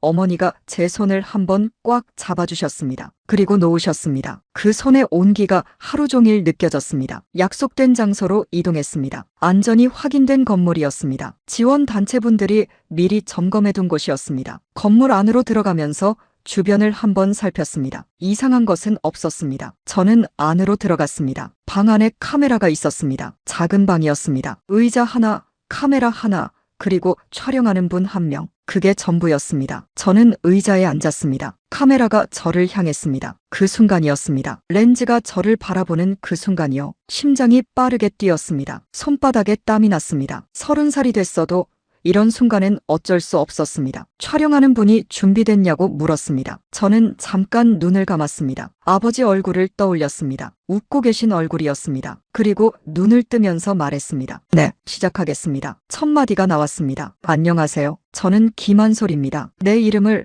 내 목소리로 세상에 말하는 순간이었습니다. 숨기지 않고 바꾸지 않고 그대로요. 김한솔. 그 이름을 입 밖에 내는 것이 이렇게 당당할 수 있다는 것을 처음 알았습니다. 8년 동안 숨겨왔던 이름이었는데 이렇게 말하고 나니 오히려 홀가분했습니다. 말을 이어갔습니다. 아버지 이야기를 했습니다. 2017년 2월 13일을 이야기했습니다. 공항에서 연락을 받던 그 순간을요. 충격이 어땠는지를요. 그날부터 시작된 삶이 어땠는지를요. 8년 동안 이름을 숨기고 살아온 것을요. 말하면서 목소리가 한번 흔들렸습니다. 아버지 이야기를 하던 부분에서였습니다. 참으려고 했는데 잘 안 됐습니다. 잠깐 멈추고 숨을 고쳤습니다. 그리고 다시 이어갔습니다. 아버지 죽음이 무엇이었는지를 말했습니다. 국가가 계획한 암살이었다는 것을요. 그 명령이 어디서 내려왔는지를요. 이 사건이 단순한 사건이 아니라 국제사회가 책임을 물어야 하는 국가범죄라는 것을요. 말하면서 저는 생각했습니다. 이 말들이 지금 기록되고 있구나. 아버지 죽음에 대해 아들이 세상에 처음으로 공식적으로 말하는 것이 기록되고 있구나. 그 생각이 들자 오히려 목소리가 안정됐습니다. 이게 중요한 일이라는 것을 알기 때문에 제대로 해야 한다는 것을 알기 때문에 감정이 뒤로 물러섰습니다. 어르신들, 억울한 일을 당했을 때 그것을 세상에 말하는 것이 얼마나 중요한 일인지 아십니까? 6.25 때 억울하게 돌아가신 분들의 가족 중에 그 억울함을 세상에 알리려고 평생 애쓰신 분들이 계십니다. 그 마음이 어떤 것인지 저도 이제 조금 알 것 같았습니다. 아버지의 억울함을 아들이 세상에 말하는 것이었습니다. 늦었지만 지금 하고 있었습니다. 촬영이 끝났습니다. 카메라가 꺼졌습니다. 저는 자리에서 일어났습니다. 다리가 약간 풀린 것 같았습니다. 긴장이 한꺼번에 풀리는 느낌이었습니다. 지원단체분이 다가와서 말씀해 주셨습니다. 잘하셨습니다. 잘했는지 못했는지는 몰랐습니다. 하지만 했습니다. 그것만은 분명했습니다. 건물 밖으로 나왔습니다. 바깥 공기가 얼굴에 닿았습니다. 저는 한번 깊이 숨을 들이마셨습니다. 그리고 천천히 내뱉었습니다. 8년의 무게가 조금 내려가는 느낌이 들었습니다. 전부가 아니었습니다. 아직 갈 길이 멀었습니다. 하지만 조금은요. 하늘을 올려다봤습니다. 맑은 날이었습니다. 구름이 조금 있었습니다. 저는 그 하늘을 향해서 속으로 말했습니다. 아버지, 아들이 말했습니다. 들으셨습니까? 대답은 없었습니다. 하지만 이상하게 들으셨다는 느낌이 들었습니다. 그날 저녁 촬영한 영상이 공개됐습니다. 반응이 빠르게 왔습니다. 전 세계 언론이 받아서 보도하기 시작했습니다. 한국 언론도, 미국 언론도, 유럽 언론도요. 소셜미디어에서도 퍼지기 시작했습니다. 김한솔이 다시 나타났다는 것이었습니다. 아버지 죽음에 대해 직접 말했다는 것이었습니다. 저는 그 반응들을 보면서 복잡한 감정이 들었습니다. 세상이 이 이야기를 듣고 있다는 것이 실감이 났습니다. 아버지 죽음이 다시 세상의 화제가 된 것이었습니다. 묻히지 않은 것이었습니다. 하지만 동시에 걱정도 됐습니다. 이렇게 많은 사람들이 보면 저를 찾으려는 쪽에서도 더 열심히 움직일 것이었습니다. 더 조심해야 했습니다. 그래도 후회는 없었습니다. 한번 말한 것은 지워지지 않습니다. 한번 세상에 나간 이야기는 사라지지 않습니다. 아버지 죽음의 진실이 이제 세상의 기록 속에 남은 것이었습니다. 그것만으로 오늘은 충분했습니다. 어머니한테 전화를 했습니다. 끝났다고요. 어머니가 물으셨습니다. 잘했어? 저는 말했습니다. 했어요. 어머니가 웃으셨습니다. 그 웃음소리가 전화기 너머로 들렸습니다. 그 웃음소리를 들으면서 저도 처음으로 웃었습니다. 8년 만에 마음 놓고 웃는 웃음이었습니다. 아직 끝난 것이 아닌데도 이 순간만큼은 그냥 웃을 수 있었습니다. 아버지, 오늘 하루 잘 마쳤습니다. 다음 날 아침이었습니다. 전날과는 달리 눈이 일찍 떠졌습니다. 잠을 잘 잔 것이었습니다. 오랜만에 제대로 잔 잠이었습니다. 몸이 가볍게 느껴졌습니다. 뉴스를 확인했습니다. 영상이 계속 퍼지고 있었습니다. 각국 언론 보도가 이어지고 있었습니다. 어떤 언론은 제가 말한 내용을 정확히 전달했고 어떤 언론은 제가 의도하지 않은 방향으로 해석하기도 했습니다. 세상에 말을 내보내면 그것이 어떻게 받아들여질지는 제가 통제할 수 없었습니다. 처음부터 알고 있던 것이었습니다. 중요한 것은 핵심이 전달됐다는 것이었습니다. 2017년 2월 13일, 그날이 무엇이었는지를요. 아버지가 어떤 분이었는지를요. 그리고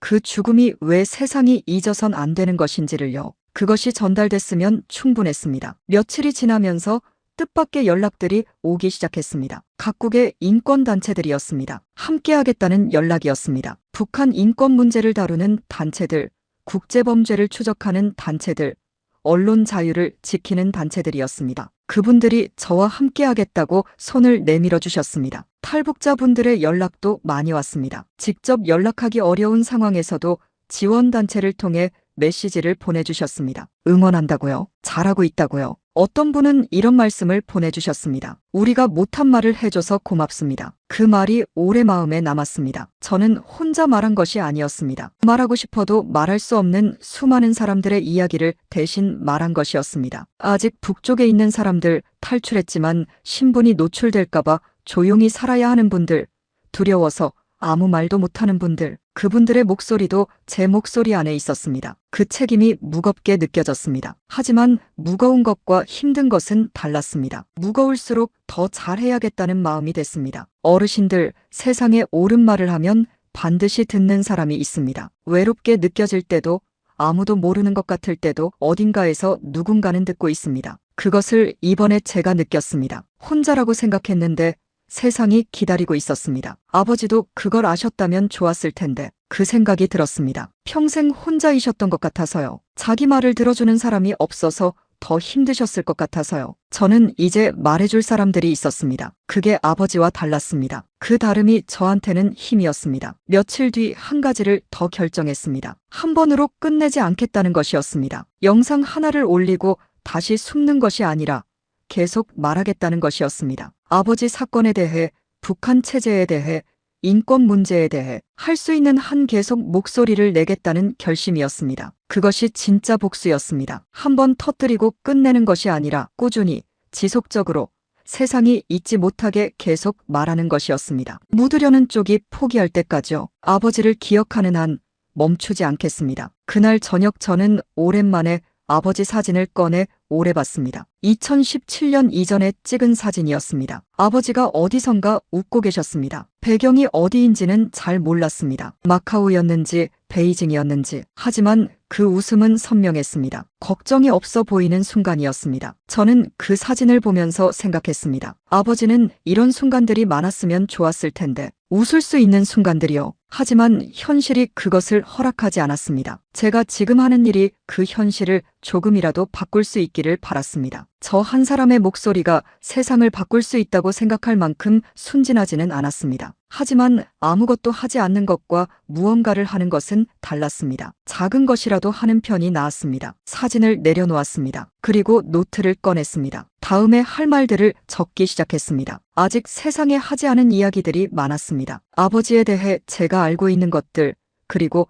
북한 체제가 어떤 곳인지에 대해 제가 배운 것들이요. 그 이야기들을 하나씩 꺼내놓겠습니다. 서두르지 않고 정확하게, 제대로요. 아버지가 못하신 말을 아들이 하겠습니다. 그게 제가 살아있는 이유였습니다. 그리고 앞으로도 그럴 것이었습니다. 창밖에 밤이 내렸습니다. 별이 보였습니다. 저는 그 별을 바라보면서 생각했습니다. 오늘 하루도 잘 버텼습니다. 내일도 버티겠습니다. 그렇게 하루하루 버티다 보면 언젠가 아버지가 원하셨던 것들이 이루어질 날이 오겠죠. 그날을 향해 오늘도 멈추지 않겠습니다. 세상에 말하기 시작하자 멈출 수 없었습니다. 첫 영상이 나간 뒤로 저는 더 많은 것을 준비했습니다. 한 번 입을 열었으면 제대로 해야 했습니다. 아버지 죽음의 진실을 조각조각이 아니라 전체로 세상에 내놓아야 했습니다. 그러려면 제가 알고 있는 것들을 체계적으로 정리해서 말해야 했습니다. 저는 그 작업을 시작했습니다. 8년 동안 모아온 자료들을 다시 꺼냈습니다. 말레이시아 법원 재판 기록,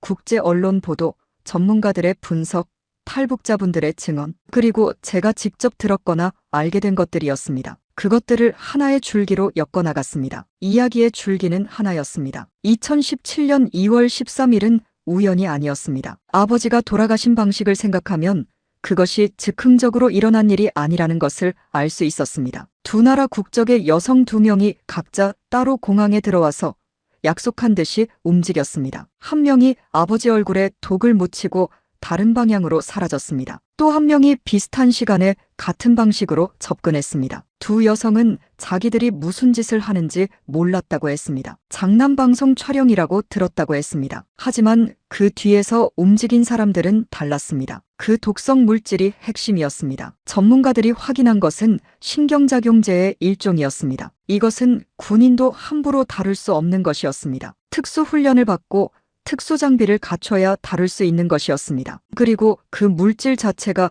국가 차원에서만 보유할 수 있는 것이었습니다. 개인이 구할 수 있는 것이 아니었습니다. 이 두 가지만 봐도 답이 나왔습니다. 이것은 국가가 계획하고 실행한 것이었습니다. 어느 국가인지 세상은 알고 있었습니다. 저는 그것을 제 입으로 공식적으로 말했습니다. 북한이었습니다. 그리고 그 명령의 최정점에 누가 있었는지도 세상은 알고 있었습니다. 저도 알고 있었습니다. 제 삼촌이었습니다. 피를 나눈 사람이었습니다. 하지만 피를 나눴다고 봐주는 것이 아니었습니다. 오히려 피를 나눴기 때문에 더 위험했던 것이었습니다. 어르신들, 형이 동생을 죽이는 일이 세상에 있다는 것을 아십니까? 권력을 지키기 위해서라면 가족도 없애는 것이요. 역사 속에서 그런 일들이 있었습니다. 왕조 시대에 권력 앞에서는 형제도 부모도 자식도 없다고 했습니다. 저는 그 이야기를 책에서만 읽었는데 제 가족 안에서 그 일이 일어났습니다. 그것이 얼마나 끔찍한 것인지는 말로 다 할 수 없습니다. 저는 그 사실을 세상에 고발했습니다. 피해자 가족의 자격으로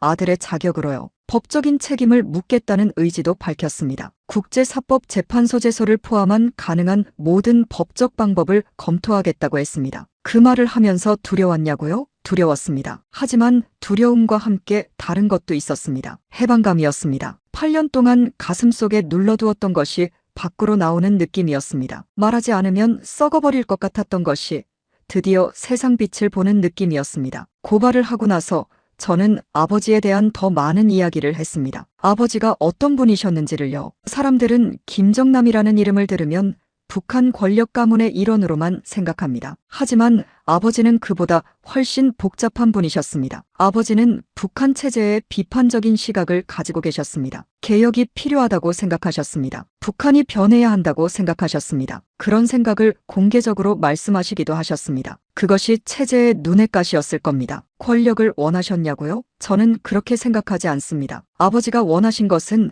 그냥 평범하게 사는 것이었습니다. 가족과 함께 조용하게 누가 쫓아오지 않는 곳에서요. 그게 전부였을 겁니다. 하지만 이름이 그것을 허락하지 않았습니다. 그 이야기를 하면서 저는 목소리가 2번 흔들렸습니다. 아버지가 평범하게 살고 싶으셨다는 부분에서였습니다. 그게 얼마나 작은 소망인데 그 작은 소망도 허락받지 못하고 돌아가셨다는 것이 너무 억울했습니다. 아들로서 그 억울함이 지금도 가슴에 있었습니다. 잠깐 멈추고 숨을 고쳤습니다. 그리고 말을 이었습니다. 아버지의 죽음이 일개 가족의 비극으로 끝나서는 안 된다고 했습니다. 이것은 국제사회가 주목해야 하는 문제라고 했습니다. 핵을 가진 나라가 다른 나라 영토에서 독사를 자행했는데 세상이 그냥 넘어가면 안 된다고 했습니다. 그냥 넘어가면 다음에도 같은 일이 생길 것이라고 했습니다. 그 말에 반응이 왔습니다. 국제인권단체들이 지지 성명을 냈습니다. 몇몇 나라 정부에서도 반응이 나왔습니다. 아버지 사건을 다시 들여다봐야 한다는 목소리가 나오기 시작했습니다. 세상이 움직이기 시작했습니다. 작은 움직임이었지만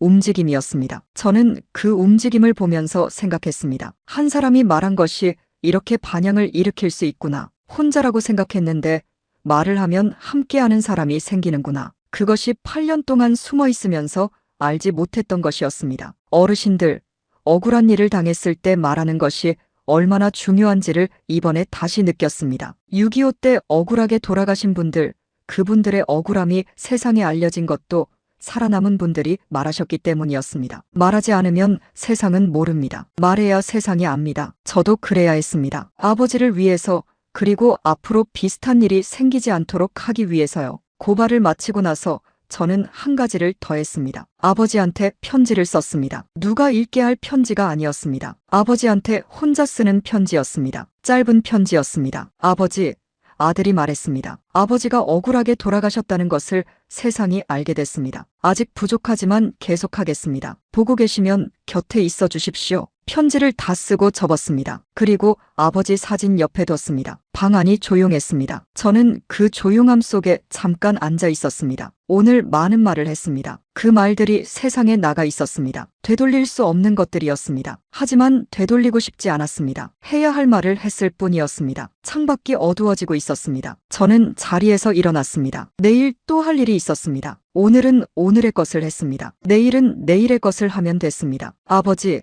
아들이 계속하겠습니다. 다음 날 아침 뜻밖의 연락이 왔습니다. 국제 형사 전문 변호사였습니다. 제 고발 내용을 보고 연락을 해주신 분이었습니다. 직접 도와주고 싶다고 하셨습니다. 법적으로 이 사건을 공식 기록에 올리는 작업을 함께 하겠다고요. 저는 그 연락을 받으면서 손이 잠깐 떨렸습니다. 혼자 하는 것이 아니게 됐다는 것이었습니다. 전문가가 함께하는 것이었습니다. 그분의 도움이 있으면 제가 말하는 것이 단순한 주장이 아니라 법적 근거를 갖춘 공식 고발이 될 수 있었습니다. 저는 감사합니다. 함께 하겠습니다라고 답했습니다. 그 변호사와 이야기를 나누면서 여러 가지를 배웠습니다. 국제형사법에서 이런 사건이 어떻게 다뤄지는지를요. 피해자 가족이 어떤 권리를 가지는지를요. 그리고 이 사건을 국제무대에서 공식적으로 제기하려면 어떤 과정이 필요한지를요. 쉽지 않았습니다. 오래 걸릴 것이었습니다. 하지만 불가능하지 않았습니다. 불가능하지 않다는 것만으로 충분했습니다. 그 무렵 한국에서도 반응이 왔습니다. 북한 인권 문제를 오래 다뤄온 단체들이었습니다. 국회에서도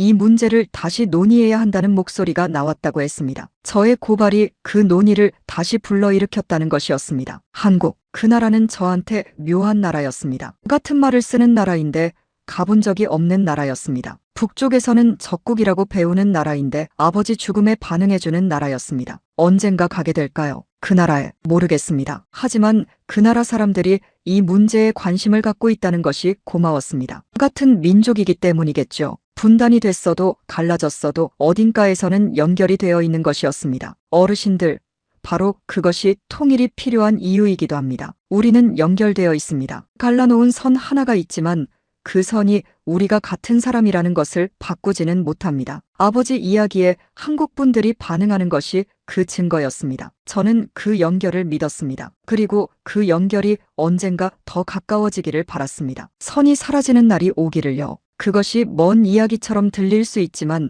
이 세상에 불가능한 것만은 아니었습니다. 독일이 그랬습니다. 갈라졌다가 다시 하나가 됐습니다. 우리도 언젠가는요. 아버지가 살아계셨다면 그날을 보셨으면 했을 겁니다. 저도 보고 싶습니다. 그날이 오는 것을요. 그날 밤 저는 오랫동안 창밖을 바라봤습니다. 별이 많은 밤이었습니다. 여러 나라를 떠돌면서 별만큼은 어디서도 같다는 것을 알았습니다. 마카오에서 봐도 유럽에서 봐도 지금 여기서 봐도 같은 별이었습니다. 북쪽 하늘에서도 같은 별이 보이겠죠. 아버지가 돌아가신 그 땅에서도요. 그 별들을 이어서 생각하면 세상이 그렇게 넓은 것만은 아니었습니다. 다 연결되어 있었습니다. 사람도 별도 하늘도. 저는 그 연결 속에서 살겠습니다. 아버지 이름을 이어받아서요. 내일도 할 일이 있었습니다. 모레도 그 다음 날도요. 하루하루 쌓아나가는 것이었습니다. 그것이 제 싸움의 방식이었습니다. 며칠 뒤였습니다. 한 통의 연락이 더 왔습니다. 말레이시아 법원 쪽 움직임이었습니다. 아버지 사건 관련해서 새로운 수사가 재개될 가능성이 있다는 내용이었습니다. 정확히 어떤 내용인지는 알 수 없었습니다. 하지만 움직임이 있다는 것 자체가 의미였습니다. 저는 그 소식을 듣고 한참을 앉아 있었습니다. 아버지가 돌아가신 곳이 말레이시아였습니다. 그 땅에서 아버지의 억울함이 다시 다뤄진다는 것이었습니다. 2017년 이후 묻히는 것 같았던 사건이 다시 세상 앞에 나오는 것이었습니다. 제가 말한 것이 하나의 계기가 됐을 수 있었습니다. 확신할 수는 없었습니다. 하지만 가능성이 있었습니다. 그 가능성만으로도 오늘 제가 한 일이 의미 있다는 것을 알았습니다. 저는 아버지 사진을 봤습니다. 아버지, 조금씩 되고 있습니다. 그 말을 속으로 했습니다. 소리는 내지 않았습니다. 하지만 했습니다. 아버지가 들으셨으면 좋겠다는 마음으로요. 방 안이 조용했습니다. 저는 그 조용함 속에서 생각했습니다. 아직 갈 길이 멉니다. 이제 시작이었습니다. 하지만 시작이 됐습니다. 그것이 가장 중요했습니다. 내일도 걷겠습니다. 아버지 이름으로 당당하게. 복수라는 단어를 오래 생각했습니다. 8년 동안 그 단어를 마음속에 품고 살았습니다. 아버지가 돌아가신 뒤로 복수라는 것이 무엇인지를 계속 생각했습니다. 처음엔 막연했습니다. 어린 마음에 무언가 해야 한다는 것은 알겠는데 무엇을 어떻게 해야 할지 몰랐습니다. 그냥 분노만 있었습니다. 시간이 지나면서 그 분노가 조금씩 다른 것으로 바뀌었습니다. 복수는 폭력으로 하는 것이 아니었습니다. 총으로 하는 것도 아니었습니다. 그런 방식은 아버지를 죽인 자들과 같아지는 것이었습니다. 저는 그들과 같아지고 싶지 않았습니다. 진짜 복수는 다른 것이었습니다. 아버지의 이름을 지우려 했는데 지워지지 않게 하는 것이었습니다. 아버지의 죽음을 덮으려 했는데 덮이지 않게 하는 것이었습니다. 그리고 아버지를 죽인 체제가 어떤 것인지를 세상이 알게 하는 것이었습니다. 그것이 진짜 복수였습니다. 말로 하는 복수, 진실로 하는 복수였습니다. 저는 그 복수를 선택했습니다. 지금까지의 이야기를 돌아보면 그 선택이 틀리지 않았다는 것을 압니다. 아버지 죽음의 진실을 세상이 다시 보게 됐습니다. 국제사회에서 이 문제가 다시 거론되기 시작했습니다. 말레이시아에서 수사재개 움직임이 있었습니다. 한 사람이 말한 것이 이렇게 퍼질 수 있었습니다. 총 한 방으로는 할 수 없는 일이었습니다. 하지만 진실 한마디로는 할 수 있는 일이었습니다. 여러분께 드리고 싶은 말씀이 있습니다. 저는 아직 30살입니다. 할 일이 많이 남아 있습니다. 아버지 사건에 대한 법적 절차가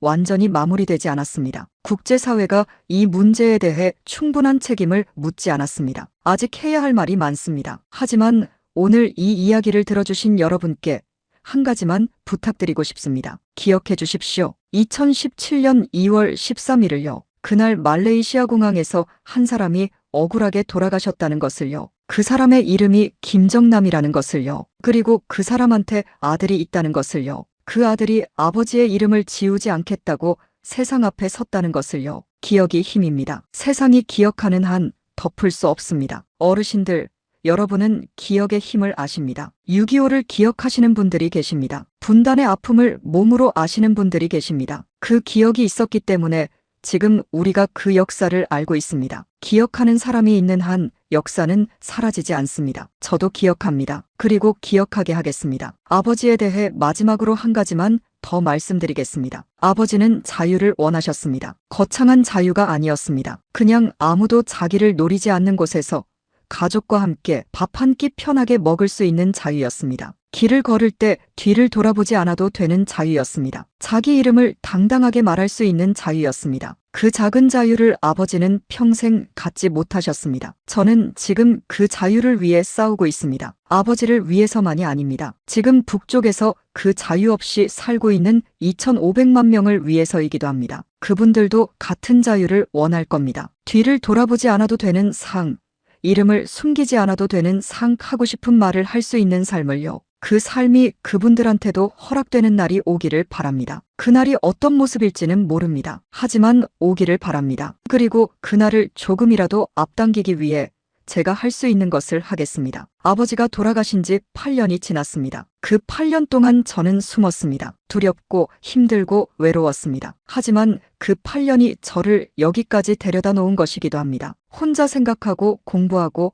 준비하는 시간이었습니다. 그 시간이 없었다면 지금의 저도 없었을 겁니다. 어르신들, 기다림이 헛된 것만은 아닙니다. 잘 기다리면 때가 옵니다. 저한테 그때가 왔습니다. 늦었는지도 모릅니다. 하지만 지금이라도 온 것이 없는 것보다 나았습니다. 이제 하루하루 쌓아나가겠습니다. 아버지 사건의 진실을 세상에 알리는 일을요. 북한 체제가 어떤 것인지를 말하는 일을요. 그리고 말하지 못하는 사람들을 대신해서 목소리를 내는 일을요. 그것이 제가 살아있는 이유이고 앞으로 살아갈 이유입니다. 오늘 이 긴 이야기를 끝까지 들어주셔서 감사합니다. 마지막으로 아버지한테 한마디 하겠습니다. 아버지, 아들이 잘 살겠습니다. 숨지 않고 이름을 숨기지 않고 당당하게요. 아버지가 살지 못하신 삶을 아들이 살겠습니다. 그리고 아버지 이름이 억울함으로만 기억되지 않도록 아들이 계속 말하겠습니다. 보고 계시면 곁에 있어 주십시오. 사랑합니다, 아버지. 그날 저녁 어머니와 마주 앉아서 차를 마셨습니다. 오랜만에 둘이 여유롭게 앉아있는 시간이었습니다. 아무것도 하지 않고 그냥 차 한 잔을 나누는 시간이었습니다. 어머니가 먼저 말씀하셨습니다. 요즘 좀 어때? 저는 잠깐 생각하다가 말했습니다. 무섭지만요, 잘 되고 있는 것 같아요. 어머니가 고개를 끄덕이셨습니다. 그리고 한참 후에 말씀하셨습니다. 아버지가 내 나이일 때도 많이 힘들었을 거야. 근데 너는 적어도 말하고 있잖아. 아버지는 그러지 못하셨으니까. 아버지는 그러지 못하셨다는 말이 마음에 걸렸습니다. 평생 하고 싶으셨던 말들이 얼마나 많으셨을까. 억울하셨을 때도, 두려우셨을 때도, 그냥 자식 이야기를 하고 싶으셨을 때도 그 말들을 다 속에 담아두고 사셨을 겁니다. 저는 달랐습니다. 말하고 있었습니다. 그것이 아버지한테 드릴 수 있는 유일한 것이었습니다. 어머니가 잔을 내려놓으시면서 물으셨습니다. 무섭지 않아? 저는 솔직하게 말했습니다. 무서워요. 매일요. 하지만 안 할 수가 없어요. 어머니가 오랫동안 저를 바라보셨습니다. 그 눈 안에 많은 것이 있었습니다. 걱정과 슬픔과 그리고 자부심 같은 것이요. 어머니가 말씀하셨습니다. 그래, 너는 옳게 하고 있어. 그 말이 오늘 들은 말 중에 가장 힘이 됐습니다. 전문가들이 하는 격려보다, 언론의 반응보다 어머니의 옳게 하고 있어 한마디가 더 컸습니다. 어르신들도 그러시죠. 부모님이 하시는 말 한마디가 세상 그 어떤 말보다 크게 들리는 것이요. 나이가 들어도 마찬가지였습니다. 저는 차를 다 마시고 자리에서 일어났습니다. 오늘도 할 일이 있었습니다. 아버지 사건 관련 서류를 정리해서 변호사에게 보내야 했습니다. 내일은 인권단체와 미팅이 있었습니다. 바빠졌습니다. 8년 동안 숨어서 하루하루를 그냥 보내던 것과 달리 이제 하루하루가 의미 있게 채워졌습니다. 그 차이가 컸습니다. 방으로 들어가면서 어머니한테 말했습니다. 먼저 들어가겠습니다. 어머니가 말씀하셨습니다. 잘 자. 그 짧은 인사가 따뜻했습니다. 8년 동안 얼마나 많은 밤을 불안하게 보냈는지 모릅니다. 자다가 깨기도 하고 아예 뜬 눈으로 세우기도 하고. 하지만 이제는 조금 달랐습니다. 방향이 생긴 사람의 밤이었습니다. 눈을 감으면서 아버지 얼굴을 떠올렸습니다. 웃고 계신 얼굴이었습니다. 언제나 그 웃음이 먼저 떠올랐습니다. 걱정 많으셨던 분인데 웃으실 때만큼은 그 걱정이 보이지 않던 얼굴이었습니다. 아버지, 오늘도 잘 마쳤습니다. 내일도 하겠습니다. 잠이 왔습니다. 깊고 편안한 잠이었습니다. 결심이 선 사람의 잠이었습니다. 다음 날 아침 눈을 뜨면서 처음 한 것은 창밖을 보는 것이었습니다. 날이 맑았습니다. 구름이 조금 있었지만 햇살이 들어오고 있었습니다. 저는 그 햇살을 얼굴에 받으면서 잠깐 눈을 감았습니다. 따뜻했습니다. 아버지도 이런 햇살을 좋아하셨을까요? 아마 좋아하셨을 겁니다. 인권단체와의 미팅이 있던 날이었습니다. 약속 장소로 이동하면서 저는 주변을 살폈습니다. 이제 습관이 됐습니다. 아마 당분간은 이 습관이 사라지지 않을 겁니다. 하지만 예전에 그 두려운 살핌과는 달랐습니다. 이제는 당당한 살핌이었습니다. 내가 옳은 일을 하고 있다는 것을 알기 때문에 그 살핌이 두려움이 아니라 조심함이었습니다. 미팅이 시작됐습니다. 여러 나라에서 온 분들이 계셨습니다. 북한 인권 문제를 오래 다뤄온 분들이었습니다. 저는 그분들과 이야기를 나눴습니다. 아버지 사건에 대해서, 앞으로의 계획에 대해서, 어떻게 협력할 수 있는지에 대해서요. 한 분이 물었습니다. 지금 가장 원하는 것이 무엇입니까?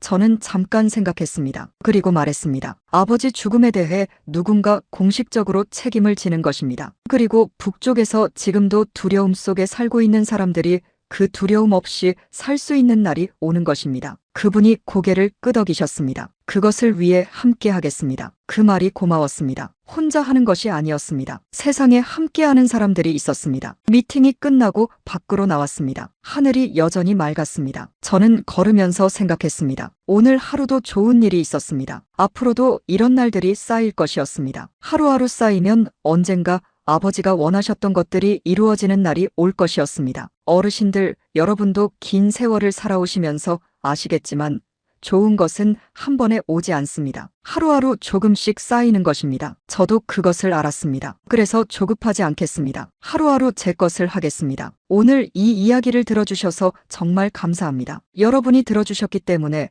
오늘 이 이야기가 세상에 있는 것입니다. 여러분이 기억해 주시는 한 아버지도 기억될 것입니다. 그것이 오늘 제가 여러분께 드릴 수 있는 말의 전부입니다. 아버지 이름으로 감사합니다. 며칠이 더 지났습니다. 이 이야기를 하면서 저는 한 가지를 더 깨달았습니다. 아버지가 돌아가시고 저는 오랫동안 아버지를 잃었다고만 생각했습니다. 하지만 틀렸습니다. 아버지를 잃은 것이 아니었습니다. 아버지는 제 안에 있었습니다. 말하는 방식에, 생각하는 방식에, 그리고 자유를 원하는 마음에요. 아버지가 원하셨던 것들이 지금 제 안에서 살아 있었습니다. 그것을 알게 된 것이 이 과정에서 얻은 가장 큰 것이었습니다. 아버지는 사라지지 않았습니다. 모습은 보이지 않지만 아들 안에서 살아 있었습니다. 그리고 이제 아들을 통해 세상에 말하고 있었습니다. 그게 저한테는 위안이었습니다. 큰 위안이었습니다. 어르신들, 먼저 떠나보낸 분들이 계십니까? 부모님이시든 형제이시든 배우자이시든요. 그분들이 떠나셨어도 우리 안에 살아계신다는 것을 아십니까? 그분들이 하셨던 말, 보여주셨던 것들, 남겨주신 마음들이 우리 안에 남아서 우리를 이끄는 것이요. 저도 그것을 이제 압니다. 아버지가 제 안에 있었습니다. 그리고 저는 앞으로도 그 아버지와 함께 걷겠습니다. 오늘 이 긴 이야기를 끝까지 들어주신 여러분께 다시 한번 진심으로 감사드립니다. 여러분이 들어주셨기 때문에 이 이야기가 세상에 있습니다. 기억해 주시는 한 아버지도 기억될 것입니다. 아버지 이름으로 감사합니다.